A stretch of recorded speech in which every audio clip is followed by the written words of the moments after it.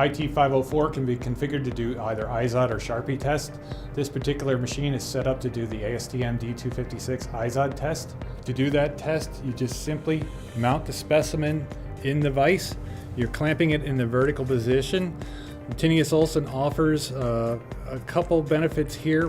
First we have the IZOD notch setting gauge built into the top of the vise. This helps you just simply place the specimen in the proper position, and you can do that consistently.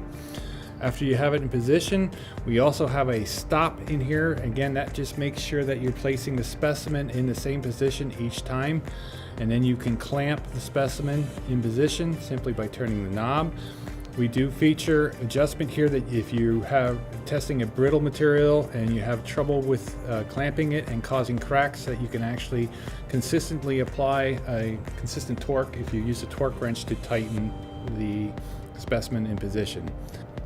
Once that's completed, you go to your display, which has been already set up. You're ready to go. You just follow the instructions on the display. It tells you test mode, release pendulum when ready. So we will release the pendulum, break the specimen, catch the pendulum and relatch. Go to display, select the brake type. In this case, it was a complete brake, so we press enter. You look at the display and you measure what the braking energy was, and it'll give you your results for both strength and impact resistance.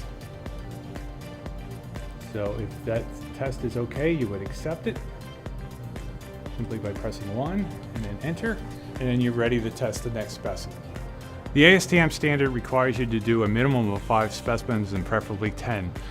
So you would repeat that process either 5 or 10 times. After the test is run, you'll be able to use the display to look at the statistics it'll give you the average for your braking energy, it'll give you the average for your impact strength, it'll give you your average for your impact resistance. And you can either record that simply by writing it down, or if you're using Horizon will allow you to collect all that data and store it in a database for later retrieval, either by product ID, specimen ID, by date you're running it.